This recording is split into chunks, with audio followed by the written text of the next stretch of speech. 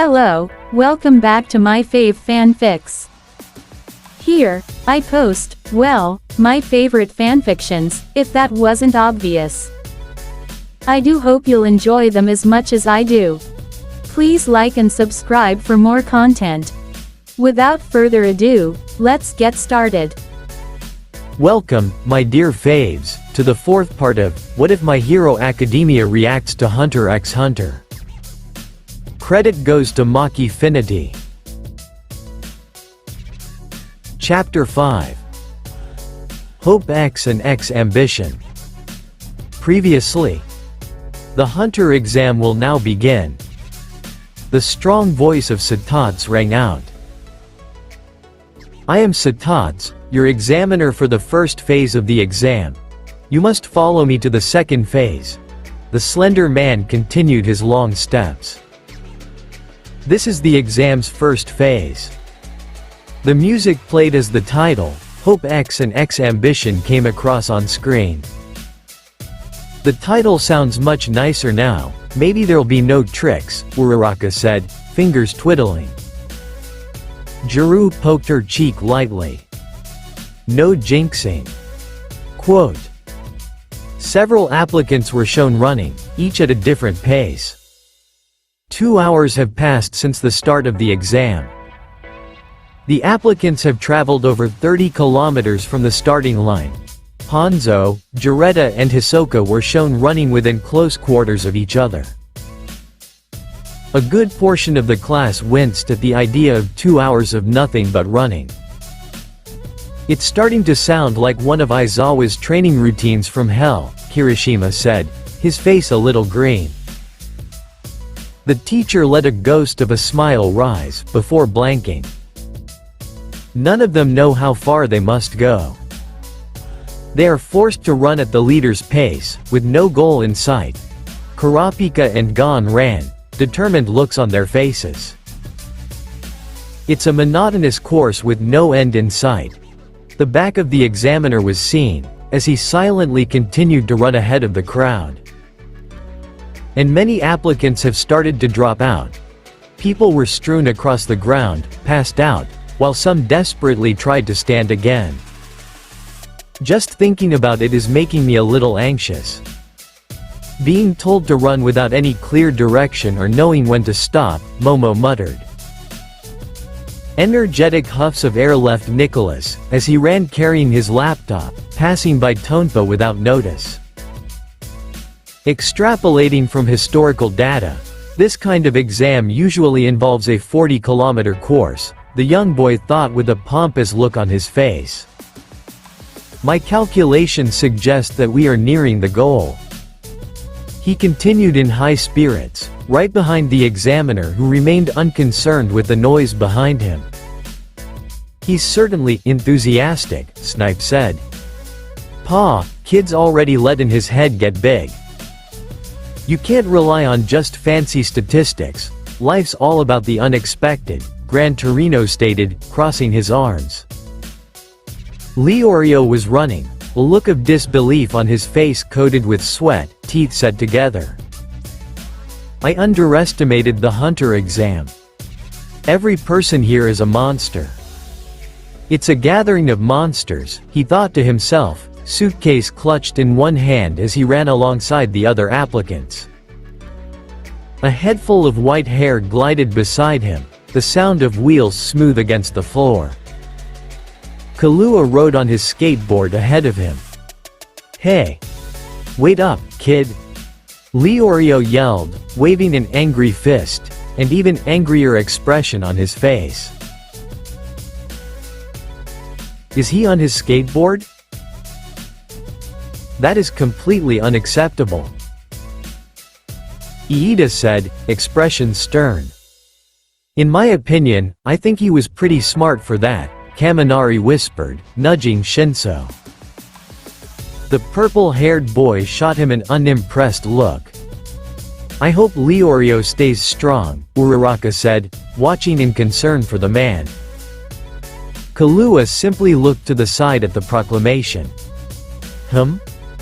Leorio continued to wave his fist in the air. You should show the hunter exam some respect. Quote. Kahlua turned a bit more to look at the man. What do you mean? He asked calmly. Why are you using a skateboard? That's cheating. He pointed sourly at Kahlua's feet on the red and yellow skateboard. How? Kahlua asked, still unconcerned. Leorio looked stumped at the kid's question before firing up again in irritation. This is an endurance test. Quote. Is it really? Midoriya questioned, mostly to himself. After a moment of silence, he looked up to see most of the class staring at him. A blush quickly rose on his face at the sudden attention as he began to sputter. Midoriya does somewhat have a point, Aizawa said, watching the screen closely. The examiner's instructions were purposefully left vague and up to interpretation, which leads to loopholes, like the one Kahlua found. Although, I don't approve of it. That being said, any of you try the same, it's an immediate expulsion. There are no loopholes to being a hero. The class sweat dropped at the immediate change in tone and shivered in slight fear.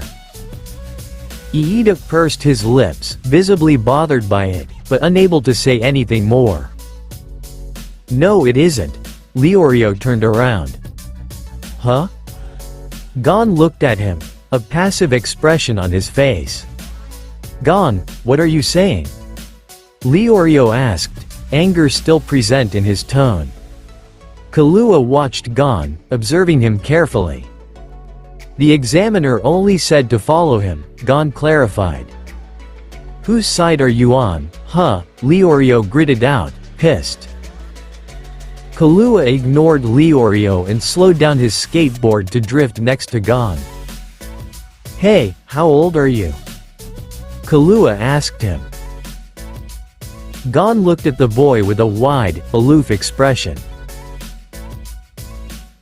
I'm 12 years old, Gon responded.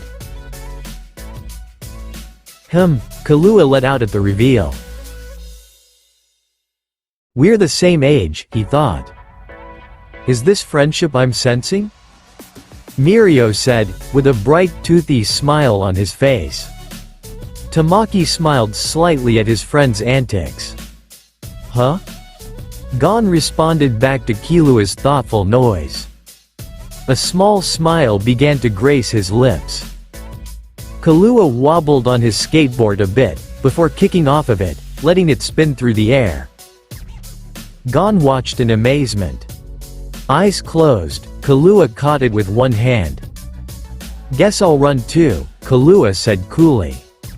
Wow. Gon's eyes shimmered as he jogged up to Kahlua, face filled with awe. That was cool. The green-haired boy sported a big grin. I'm Kahlua, the white-haired boy said, looking at Gon from the corner of his eye. I'm Gon. This is already so adorable. Hagakure squealed lightly. Jiru hummed in agreement. Leorio watched the two children running ahead of him. Damn it, messing around like that. Single quote. The scene switched to Nicholas, whose appearance had drastically changed from last time. His sweat-drenched face leaked snot and drool, eyes slightly unfocused and panicked. He took big gasping breaths as his vision wavered. Impossible. It's impossible. Nicholas thought, strained. My calculations are never wrong. So why am I going to fail? The applicants running ahead of him drew farther away, appearing blurred in his vision. A good portion of the people in the theater winced at the visage of Nicholas. With how that extra was blowing himself up with hot air, I didn't think he'd deflate so fast, Bakugo sniffed in distaste. Sir Night Eye let out a resigned huff. One of the biggest downfalls that people can experience can be due to their own arrogance. A few of the teachers shook their heads sympathetically. Me? Fail? That's absurd. Unthinkable. I won't accept that. He yelled out, in vain. It drew the attention of the three brothers, Amori, and Umori, who were running ahead. They simply smirked. Nicholas took deeper breaths, as his feet dragged on the ground. His laptop, now closed, crashed to the ground, a piece snapping off from the impact. His wheezes were the only thing heard aside from his footsteps. I hope I'm not being too harsh, but this is kind of a bummer. I thought he was going to be significant somewhat, Nijire said, finger on her chin, eyes clear and honest. Oh come on, he hasn't given up yet. Mirio said, looking at the screen with an optimistic tone held in his voice. His appearance became more disheveled, as he ran on nothing but fumes.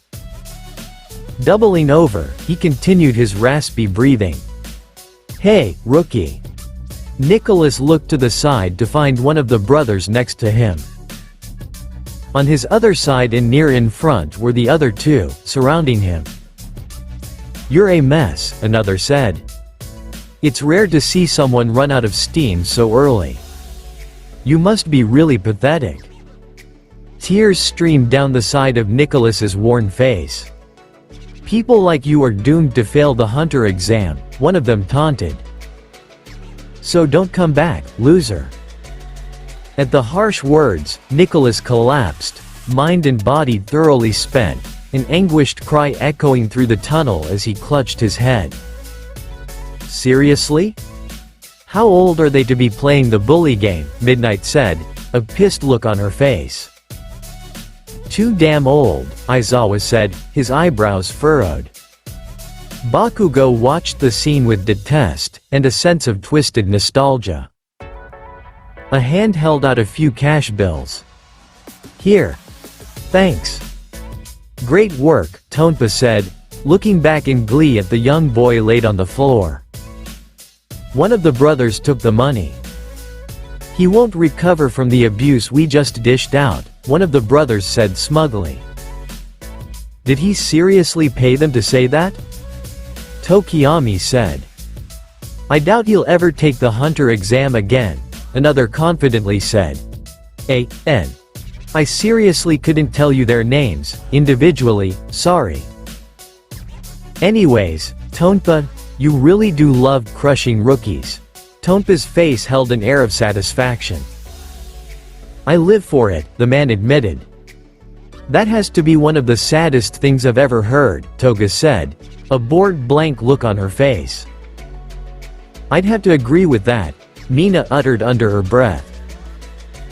The examiner's long legs continued to run effortlessly, seeming to cross more and more distance every time. His arms jutted out straight in front of him, expression blasé. The crowd of applicants followed closely behind him. Many of the veteran applicants followed closely, each concentrated on the man ahead of them. It's been about 4 hours since the exam began, Kurapika thought, puffs of air leaving him.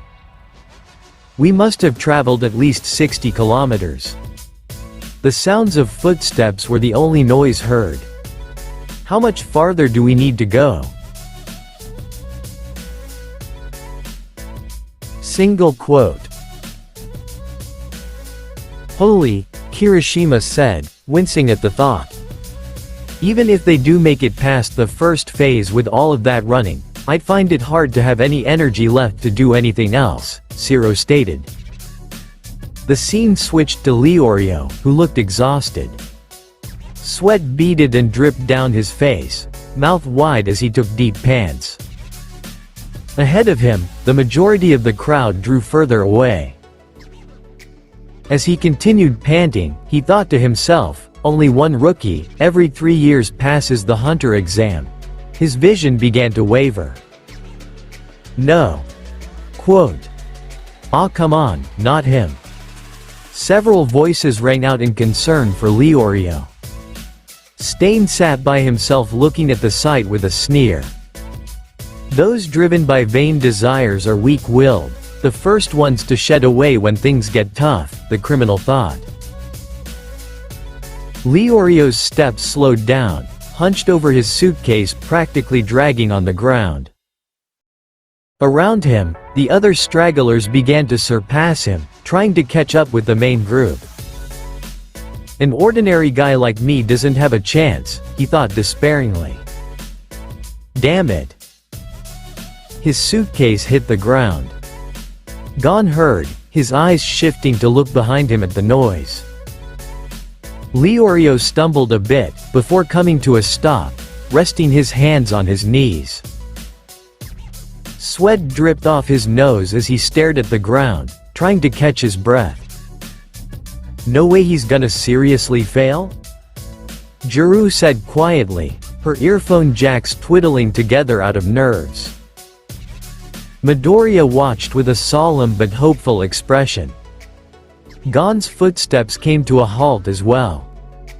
Killua looked, noticing the lack of footsteps alongside him.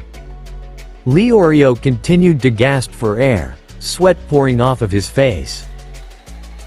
Standing a few feet ahead of him were Gon and Killua, the former watching his friend with an unreadable expression. Hey, leave him. Let's get going, Killua said, casually. Hey, you're cute and all, but that's just plain rude. Hagakure squabbled, as if the boy was right in front of her. Gon didn't respond, instead choosing to stare at the worn-out man. Leorio continued to take heavy pants, expression having given up. Despite this, Gon watched him, his expression set. Killua remained behind as well, the corners of his mouth turned downward as he watched, indifferent. Leorio took a few more breaths, before screwing his eyes shut, shaking his head. Screw that, he rasped out. A few of the discouraged looks began to immediately spring up, eyes brightening. With a burst, his feet sprung forward, as he ran with even more vigor and determination than before.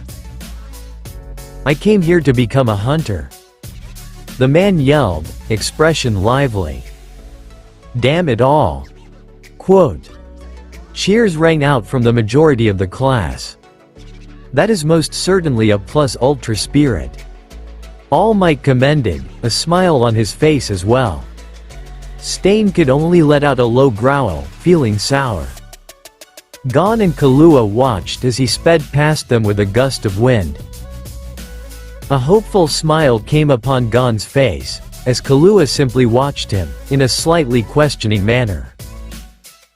Gon flung out his fishing pole, the hook catching on the abandoned suitcase, reeling it in. Killua watched him, impressed at the act.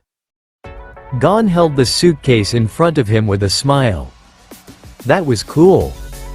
The two boys began to run, ready to catch up with the group ahead. Let me try that later, Killua said. If you let me try your skateboard, okay? Gon dealed. Okay, I totally forgive him for what he said earlier, he is so adorable. I wish I had a little brother like him, Hagakure said, swooning with platonic love. In the theater, several people's sweat dropped at the switching mood of the girl. The applicants were shown running, the closest to the examiner unaffected. Long, steep steps were ahead of them, stretching as far as they could see. We've reached the 80-kilometer mark, Satats thought, as he looked back at the applicants running behind him dutifully. Let's pick up the pace a little, shall we? The purple-haired man began to bound across several steps, practically dancing on the stairs without effort. Several faces of the hero students paled. This is certainly not for the faint of heart, Sir Night Eye said. You mean people that are not so athletically inclined, Shinso said again under his breath, rolling his eyes. Aizawa's eye twitched, having caught the words of the younger one. He shot a look at Shinso, whose eyes widened and turned a little green, realizing he wasn't as quiet as he thought he'd been. The labored breathing of the applicants amplified, as the examiner drew farther away from them on the steps. "Wait, is he serious?" Jaretta ground out. "That guy's insane. He's prancing up the stairs as if they're not even there," Hanzo groused. The examiner continued to run. "If he keeps this pace up, tons of people will fail," Jaretta said. "Gone, want to race to see who finishes first?" Kahlua said, a small smile on his face. "Sure," the other boy agreed. "The loser has to buy dinner." This is just proof that small children are demon spawns. How is everyone in their vicinity literally fighting to keep up while they're considering racing? Question mark. Magna said, huffing. "Okay, you're on." Kahlua said, with slight mischief. "Ready," the two said in unison. "Go."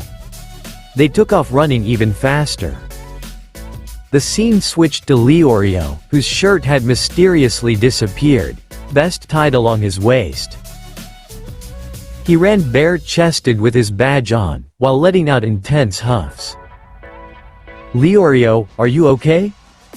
Kurapika inquired, as the man came to run aside him. A few stifled giggles came from the room at the sight of Leorio. "Hey, go big or go home. No shame to it," Mirio said in defense of the man. "Oh yeah. Same as usual." The man confirmed passionately. "I realized that I can keep going if I don't worry about how stupid I look." He let out another determined cry as he sped up, leaving Kurapika behind. The blonde laughed slightly. "I should probably follow his example," he thought. In one swift movement, he took off his dress piece and closed it into his satchel, leaving behind his white-on-white outfit. Despite that, he still doesn't nearly match the energy Leorio's giving off, Juru said, biting back a snicker. He soon caught back up with Leorio, who continued his energetic running. "Leorio," Kurapika said once more, catching his attention. "I have a question." "What is it?" "Is this too easy for you, Kurapika?" "Talking just wastes energy," Leorio shouted. Kurapika continued. "Are you really trying to become a hunter just for the money?" At the question, Leorio's expression dimmed a bit. "You aren't, right?" Quote. "Even if he might be aiming to be a hunter for the money, I just know there's so much more reasons as to why he'd even choose such a hard profession," Uraraka said. Since making her own decision to support her family through becoming a hero, she had held her doubts about the integrity of her choice. But in her heart, she knew despite needing the money being a hero provided, she chose this line of work because of her own strong morals. And no one could tell or make her feel otherwise. "We've only been together for a few days, but I know you better than that," Kurapika said. Leorio simply looked to the side, sulking a bit. "Sure, you have a nasty attitude, and you aren't very bright," Kurapika added. Leorio hissed at the insult. "But you're not shallow," Kurapika confessed. "I've seen many who live only for money." "You're nothing like them." Leorio let out a scoff. "You and your logic," he spoke. Kurapika looked at Leorio's running back, the man not choosing to say anything else. Kurapika looked down for a moment, before fixing his gaze straight ahead. The scarlet eyes. Blondie's right somewhat. "That old dumbass is so easy to read, but he isn't as bad as all those scumbags out there who chase money," Bakugo said, resting his head on his chin, eyebrows drawn. "That's why the Kurta were targeted." The scene turned a hazy red, as Leorio looked at Kurapika, whose facial expression held something else. The stairs were lit in a dim red, showing applicants who had laid across them. The scarlet eyes are a special trait of the Kurta clan. Our eyes turn a fiery scarlet when our emotions are heightened. The stairs panned out to be seen in a hot red eye. The red eyeball was shown. Coins of what looked like gold rained down around it. Toga cooed, drawn to the vivid bright color on the screen. Eri looked at the eyes, feeling a bit special seeing the red eyes on screen similar to her own. The eyes in that scarlet state are considered one of the 7 most beautiful colors in the world. They command high prices on the black market. The stairs came back into view. That's why the Phantom Troop attacked? Leorio asked him. They took every single eye from my brethren's corpses. I can still hear their darkened pupils crying out in anguish, Kurapika said, closing his eyes. A pin drop could be heard inside the room that had become deathly silent. Black market. Momo said, the words struggling to leave her mouth, trying to fully process the implications. A low whistle cut through from Dabi. That's tough, boss. Looks like you'd be handing your pretty eyes over too, the fire user said, looking at Shigaraki. The man in question shot a hot glare at Dabi, his fingers twitching to wrap around his throat from the mocking tone. That's absolutely crazy. I twice began. Shut up. The ice-cold tone had heads turning to look at Mirio, his expression darkened with pure anger. You all are seriously finding this the appropriate time to crack jokes and make light of such a horrible and disgusting act? Quote. Dabi tensed and narrowed his eyes at the hostility radiating from the third year. I think you need to mind your business, little hero. You might not like what happens next. Before the situation could escalate further, the voice cut in. Mind you, I separated the both of you to prevent this from happening. Fighting from either of you will result in punishment. I ask you not to push and find out what this means. At that, the two of them shared a heated confrontational glance, before turning away respectively. The room stayed in a tense silence before continuing on. He opened them back up, a fierce look in them. I swear I will capture the Phantom Troop. And I will recover the eyes of my clan. The two continued the long dizzying journey up the stairs. That's why you want to be a hunter? Quote. Yeah, if I become a contract hunter with rich clients, I'll gain access to black market information, Kurapika affirmed. But you'll have to swallow your pride and become the kind of hunter you despise, Leorio told him. The blow to my pride is nothing compared to the suffering my clan endured, Kurapika finished. Leorio's eyebrows furrowed but he said nothing more. Je suis très triste. I don't think this will end well, Aoyama despondently remarked. Aizawa pinched the bridge of his nose, shaking his head. He's going to be hunting down a group of murderers on his own, and willing to lay down his own life. The story is quite literally writing itself, the tired pro-hero said, feeling his head pulse. Gon and Kahlua raced each other, their breathing paced as they ran up the steps simultaneously. Sorry, but I have no noble cause like you, Leorio said after a moment. Huh? Quote.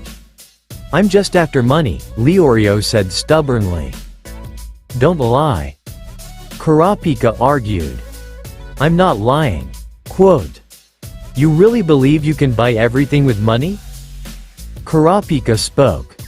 You bet. For the right price, you can buy not only treasures but dreams, hearts, and even people's lives. Kurapika's expression darkened as he looked at Leorio while running. That's not true. Kirishima protested. You can't put a price on people's lives, Mina backed him up. The teachers remained silent at the proclamations. All for one tilted his head, slightly amused.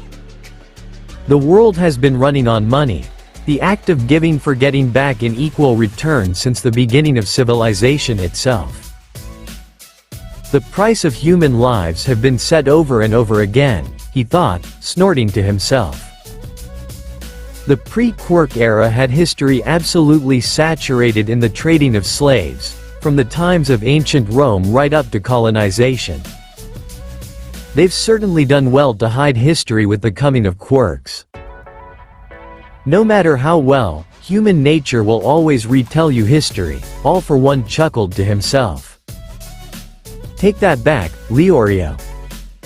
If you're insulting the Kurta, I won't forgive you, the teen said, his irritation rising. Why? I'm telling the truth, Leorio persisted.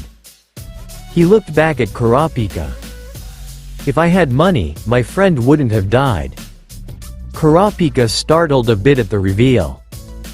Noticing his slip, Leorio turned his face forward.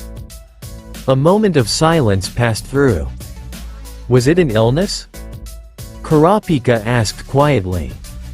It was a curable disease. Oh no, Ojiro trailed off, his expression becoming more grim. Tragic backstory time. Toga chimed.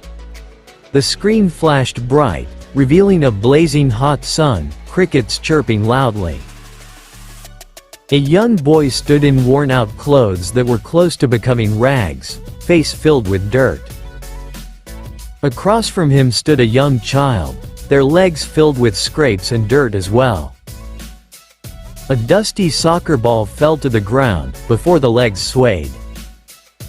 The boy watched for a moment, before rushing forward with a shout.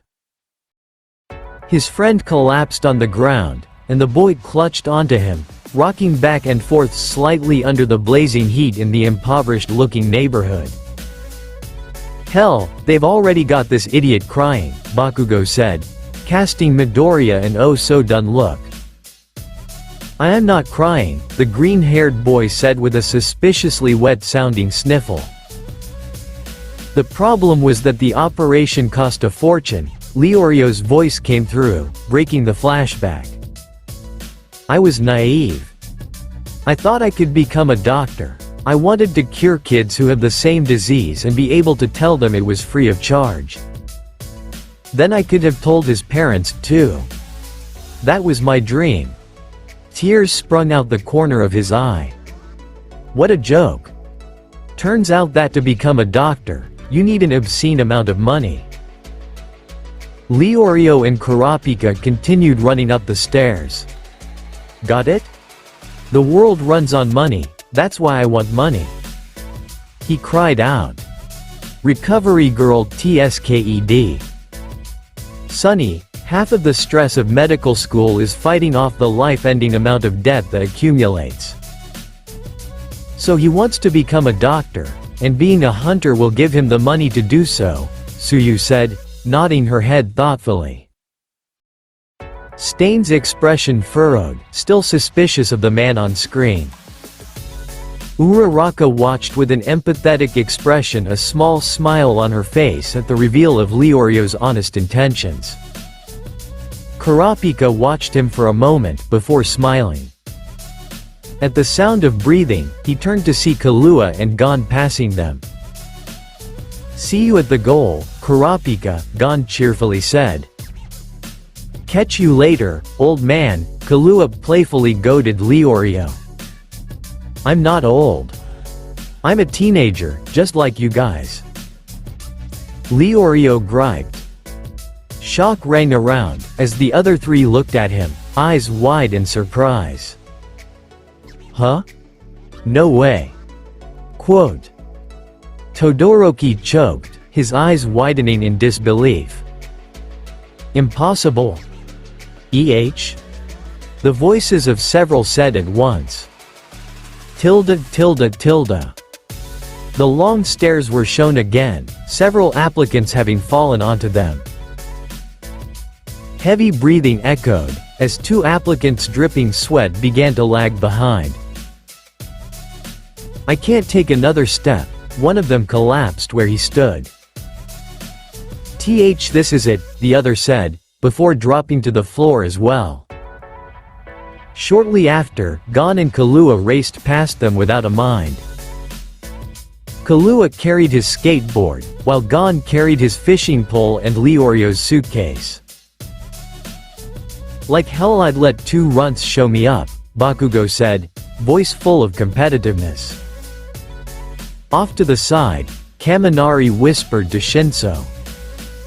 "That guy right there, runs off of nothing but pure spite." Quote, "I'm impressed that you can keep up with me," Kahlua said. "Really?" Gon let out a sheepish smile, eyes closed as he rubbed the back of his head. Another applicant they passed fell from exhaustion.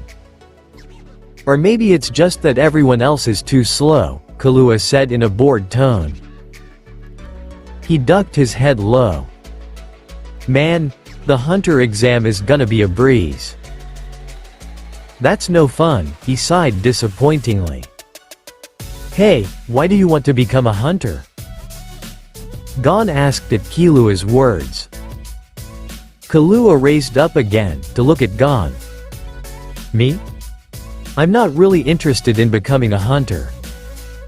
"What, is he just there for shits and giggles?" Gran Torino said. "Huh?" Gon said. "I heard the exam was supposed to be really hard, so I thought it'd be fun." "But this is disappointing," Kahlua said, closing his eyes. Gon watched him with interest. "What about you?" Quote, "Mr. Compress sighed. Shits and giggles indeed." "Well, my dad's a hunter," Gon revealed. The two moved to the right to avoid a passed-out applicant. "So I want to become a hunter, just like him." What kind of hunter is he?" Kahlua asked. "I don't know." Kahlua turned to look at Gon, before turning his head again to laugh out loud. "That's kinda weird," Kahlua stated. "Really?" Gon looked at him with wide eyes. "You want to be like your dad, but you don't know anything about him?" Kahlua said, amusement in his voice. "I was raised by Mito, so I've only seen my dad in picture," Gon explained. "Who's Mito?" Gon turned his eye to look at him. "She's my aunt, Aunt Mito," Gon told him. "Oh," Gon continued. "When he was 12, my dad took the hunter exam. He passed and became a hunter. Then he left the island." "Gon's dad seems so mysterious, Ribbit," Suyu said. Midoriya nodded his head in agreement. "Maybe he'll show up soon if he hears Gon became a hunter like him." "Wait a moment, if he left their home at 12, then how did Gon get there?" "I can hardly imagine he already had a kid at 12, Kirishima asked. "Perhaps, his mother?" Momo offered. "That begs another question." "Where is his mother?" Iida asked, his concern growing at the numerous things that were unanswered about Gon's situation. "I want to find out why he chose to be a hunter over staying with me." Kahlua watched Gon without saying a word. He turned his attention forward, noticing something. "The exit!" Someone cried out, amongst the several spread out running. "Phew." Quote, "Finally, I can get out of this dark tunnel." The two boys jumped forward without saying another word. "They made it?" Eri said, her eyes wide with a small smile. "After all that running, I'm tired from just looking at it," Kaminari said, feeling relieved. The visage of the applicants grew brighter, from not only the sunlight but the prospect of leaving the tunnel. "Now, let's see how many made it this far," Satats thought. The examiner reached the final steps, feet aligning together perfectly as he stood at the top. His head slowly began to turn. Goal.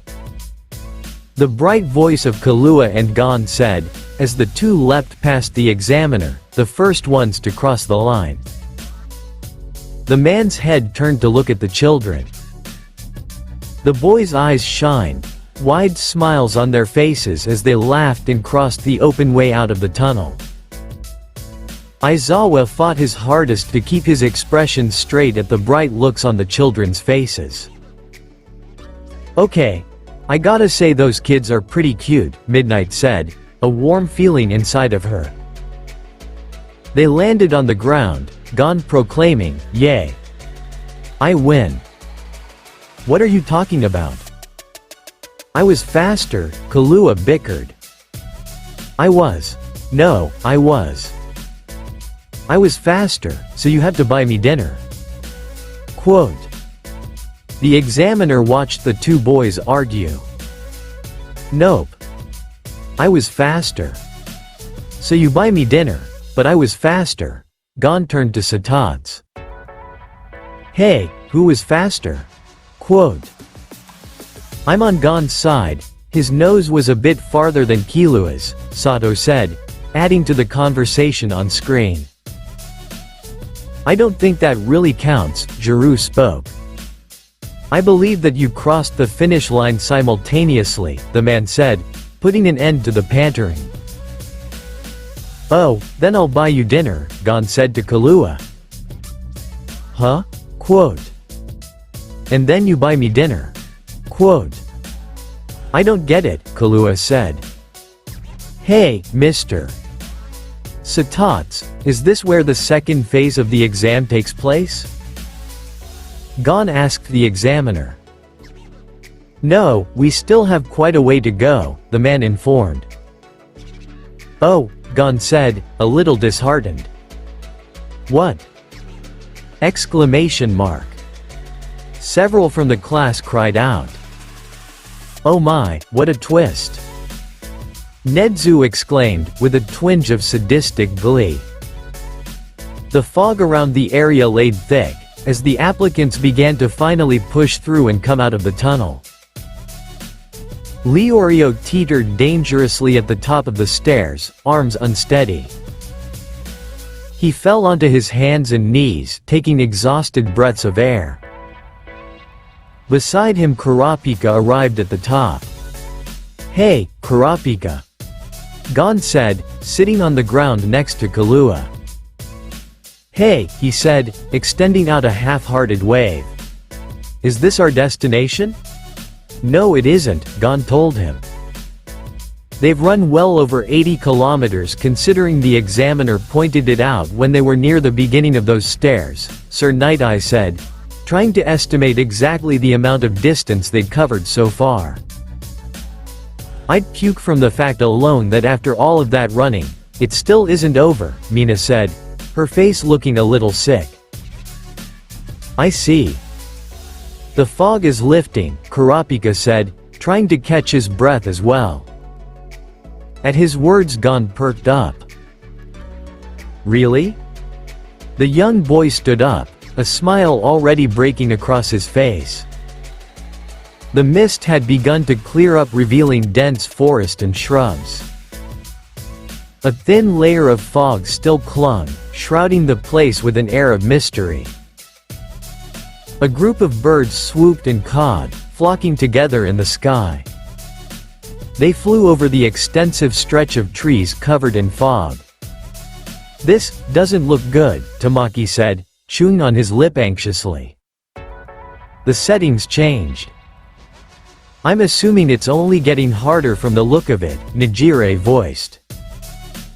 "The Mill Sea Wetlands," Satats began. "Also known as Swindler's Swamp. We must cross these wetlands to reach Phase 2 of the exam. This place is home to bizarre animals, many of them crafty and voracious creatures who deceive humans and prey upon them." A pair of blaring red eyes gleamed from a dark underbush. The applicants paid close attention to the examiner. "Please be very careful as you follow me," Satats said formally. He turned around, pointing up a single finger. "If you are deceived, you're dead." Wait. The animals in there can eat people? Question mark. And they're gonna run through it? Exclamation mark. Mineta cried out, already sniffling. That's all Might trailed off, a concerned expression on his face. Holy shit, they're all gonna die. Ha, that's hilarious, I can't wait to see them die. Twice yelled out. Unsteady muttering came from the crowd of applicants who were realizing the seriousness of the situation. A rumbling from behind drew their attention. A barricade was coming down, closing the entrance of the tunnel. A man appeared at the steps, stumbling his way up slowly, before falling, thrusting out a desperate hand. Wait for me. The door shut close, blocking out his devastated cry at being left behind. That's gotta be bad luck if I've ever seen it, Uraraka winced in sympathy. Does that mean he has to go all the way back down again? Suyu questioned. These wetland creatures will use every trick in the book to fool their prey, Satats continued. The applicants turned back to him. An ecosystem in which creatures obtain food through deceit, hence the nickname Swindler's Swamp. Satats turned around his front facing forward. Follow me closely so you can't be deceived. Gon held a serious expression on his face, Kahlua sporting one similar. Many of the applicants looked the same. Leorio, standing next to Kurapika scoffed, already smiling. What a joke. How can they fool us when we're expecting it? Quote. It's not unheard of for animals to eat humans, although none in our world would prefer to eat humans as their first choice. Yet, an entire ecosystem, Vlad said, a bit disturbed at the thought. I have a feeling Leorio is definitely jinxing himself, Juru said face-palming. Don't let them fool you. Everyone's attention perked at the yell. Standing straight, Leorio grumbled, I just said that they can't. The bare-chested man turned to where the source of the voice had come, along with all the other applicants. From around the entrance of the closed tunnel, a bruised and beat-down man lumbered forward. Don't fall for it, he said, voice sounding pained. Many of the applicants began to react at his disheveled appearance. The man continued to advance around the corner. Oh, come on, the timing is too perfect, Ciro scoffed. Definitely jinxed it, many in the class thought, sweat dropping. He's lying to you. The man yelled out, pointing an accusing finger at none other than Satats, who hadn't yet said a word at the man's appearance. He's an imposter. He isn't an examiner, I'm the real examiner, the man said, pointing to himself. Confused muttering erupted at his reveal. An imposter? What's going on? Leorio said, shifting back and forth to look at Satats and the man who claimed to be the real examiner. Kurapika stood alongside him in silence, watching the scene. Then who is he?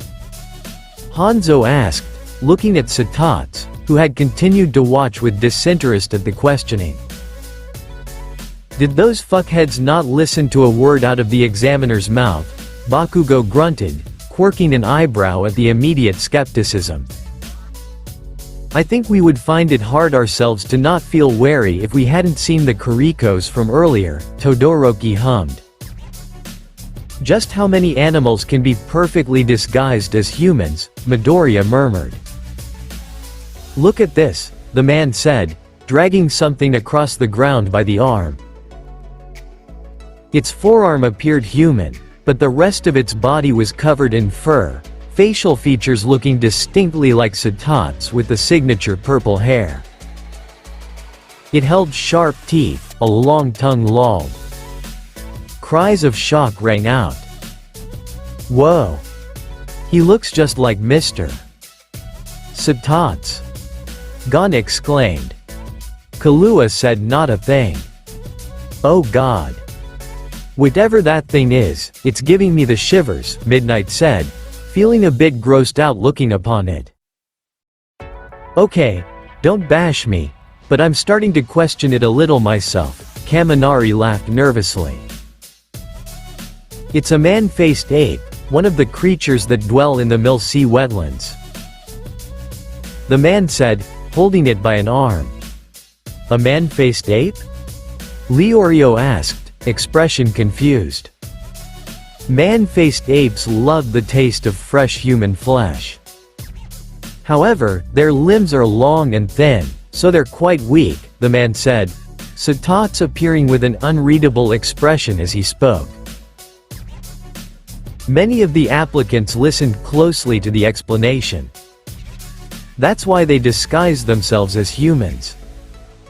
They trick humans into following them into these wetlands, where they team up with other animals to kill and devour them.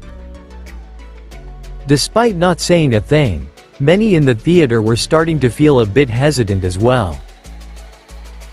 This is starting to confuse me. Is he an animal disguised trying to trick them as well, or is he a human? Spinner said. Shigaraki narrowed his eyes.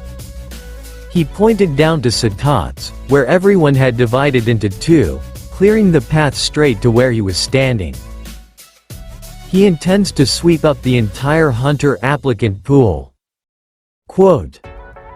Bastard, Leorio began, already believing the man's words. He certainly doesn't walk like a human, Hanzo said, convinced. Many of the applicants looked at Satats with slight distrust. He's not seriously using that as some sort of proof, is he? Tokiyami deadpanned at Hanzo's statement.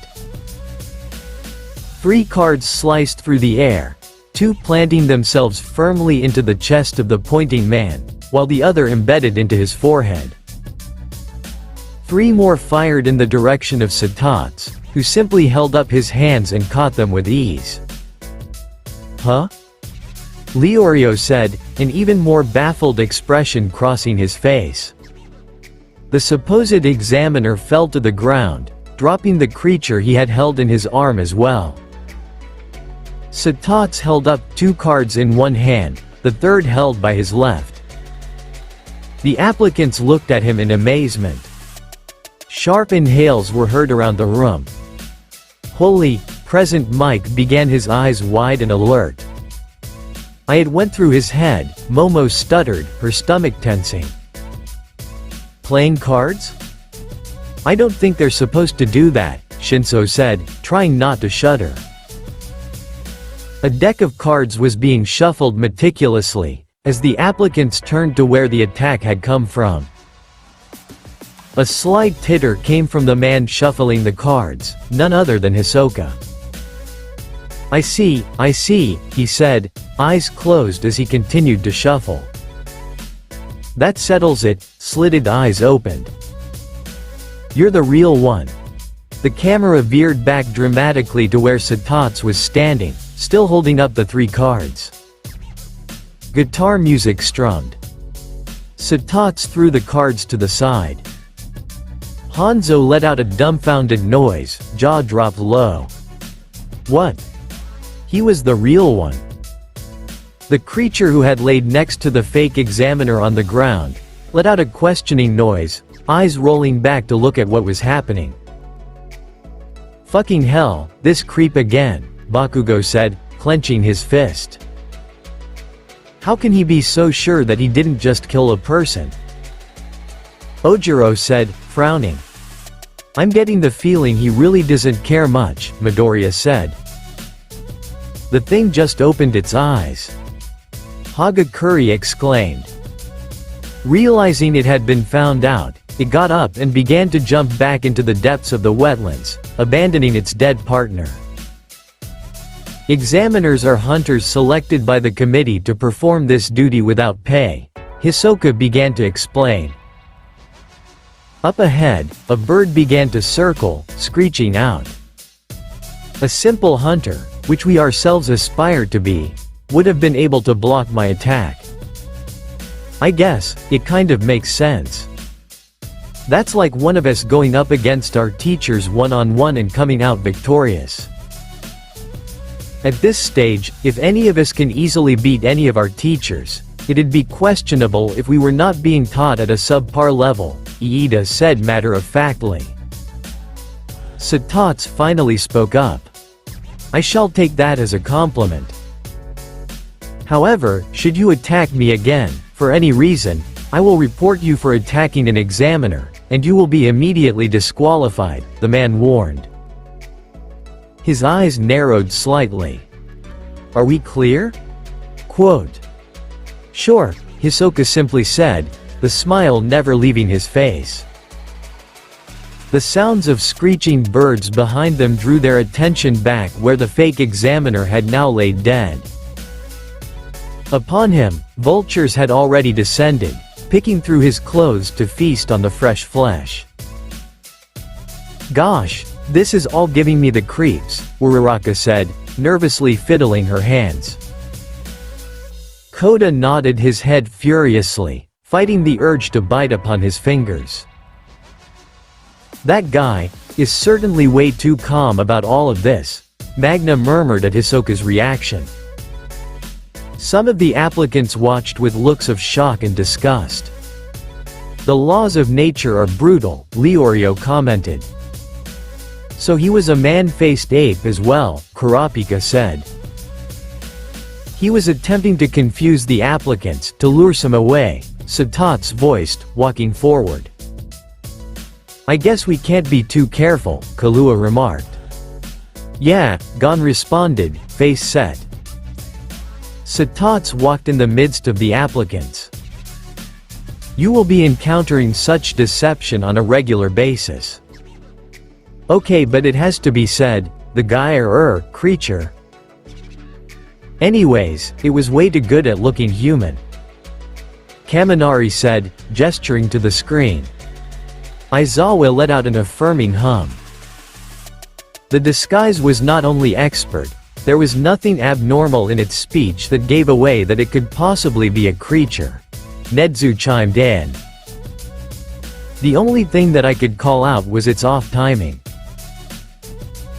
If it had managed to intervene moments before the examiner had warned them so, I believe that it would have been successful in turning away several of the applicants. He stopped, a few feet away from where the vultures were eating the corpse. I believe that a number of you were fooled into suspecting my identity? A bashful expression appeared on Leorio's face as he let out a sheepish laugh, hand behind his head, with an uncharacteristic blush. Well? Hanzo let out a coy guffaw, his hand behind his head as well, looking embarrassed. Satats turned back around to the crowd. Do you understand? If you lose sight of me in the thick fog of the Milsea wetlands, you will never reach the exam's second phase. Do bear that in mind, the examiner informed them, hands placed uniformly behind his back. Now, they're tasked in not just keeping up with the examiner, but keeping up their focus and potentially fighting off creatures while they're at it, Recovery Girl noted. Let us be on our way. Follow me. Fog ran along on the ground, covering the grass as Satats ran, leading the crowd of people across the misty, damp area. The applicants ran fiercely, resolute looks on each of their faces. Satats leapt, crossing great distance with each step, the sun high above shining down what little light could break through the fog. The man ran with his arms jutted out the same as before, several feet ahead of the applicants. He walked with purpose through the foggy area that seemed to have no direction. Tisk, another marathon. Leorio said loudly. And we're running through marshland this time. Running on wet ground requires more energy, Kurapika said. Gon and Kahlua ran side by side, expressions mimicking each other. The examiner, leaving them vague instructions to simply follow him, left open wide possibilities to situations just like this. Just like he's led them through these wetlands, he could have easily done so in freezing conditions or other extremes, Sir Night-Eye said. The applicants have finally escaped the long, dark tunnel. So far 36 candidates have withdrawn from the exam, leaving 368 remaining applicants. In the distance, the group ran, with Satats at the head, their figures looking nothing more than shadows in the dangerous wetlands. "I believe in them, they'll make it through," Kirishima said, with a determined and hopeful expression. Their next challenge is the Mill Sea Wetlands, also known as Swindler's Swamp. The brutal hunter exam continues. Quote, "The camera panned out again to the eagle's eye view of the area, with fog stretching for kilometers. The screen fell dark, and the lights rose up. You know, now that I'm thinking about it, they never specified how long this exam is going to be," Juru said. "It'll probably last for a few days," Todoroki said calmly. A few faces paled. "Days? Question mark. Don't jinx them like that, bro," Kaminari groaned. Todoroki looked at him puzzled. "I'm not jinxing them, I simply observed. It took them around 2 or 3 days to get from the ship they came on, to the place for the hunter exams. Then, it's taken them about at least 6 hours so far to run through that tunnel, and yet they still haven't gone through just the first phase. They didn't specify how many phases there would be either," the boy said calmly. Half has got a point. This exam's gonna be a stretch. They're still in the first round, but only 36 people have dropped out so far. No way they're not gonna thin them out to about 50 or so at least, Bakugo added, sitting back with his arms crossed. "I don't expect any of the boys to give up so easily. Especially Kurapika when he told Leorio about how Momo trailed off, gaze cast down." The class became somber at the reminder of Kurapika's reveal on the death of his clan. "I don't want to be hypocritical, but I truly hope the others can deter him from his goal. It's a suicide mission," Iida said, grimacing in remembrance of his own path for revenge against Stain. Ever since seeing the man in the theater, he had kept his gaze steady and away from him, to avoid recharging any of the dying embers of anger he felt against the man who had taken so much from his brother. Over with the villains, Toga and Twice were engaged in a heated debate on whether either of them would realize if the man-faced ape was human or not. "Both of you insufferable idiots would be devoured," Shigaraki said, lightly scratching the side of his neck. "Hey. No, I wouldn't." "Yeah, you're sure as hell right." Quote. Dabi remained silent, eyes closed with an unreadable expression. Spinner watched him intently, thoughts running through his head. Ever since the outburst that had happened during the reveal of Kurapika and his clan, it had eaten at him. The unconcerned tone that had come from Dabi, and the slight joke he'd even made. Spinner grimaced. In their world, mutant quirks, especially those that were more romanticized, such as the unfortunate who had developed mermaid-like or fairy quirks, were often targeted at higher rates in human trafficking and the black market. Spinner had done his research to keep himself more aware and safe, and his hatred of society grew upon discovering the vast amount of unsolved cold cases of mutants who had simply disappeared, only for odd body parts of them to appear in raids. The calls for mutant protection rights were already little, let alone any outrage over the violence against them. It was practically non-existent. Spinner turned away before Dobby could notice and pester him. He'd confront the volatile man later. The teachers were quiet in their talk, discussing the later challenges in the exam. "I have a feeling this is the halfway point, which would be insane for all the running they've done," Snipe commented. "Not only will they have to run harder to fight against the wet grounds weighing them down, they have no choice but to be faster as well." In the tunnel, it was completely fine for them to be quite a distance away from the examiner while running, but in that thick fog, and the risks of various creatures, they're going to have to stay in close range to ensure that it is the examiner they're following, All Might added. "It would be best to be at the front lines running directly behind the examiner." "Can never be too sure," Gran Torino said.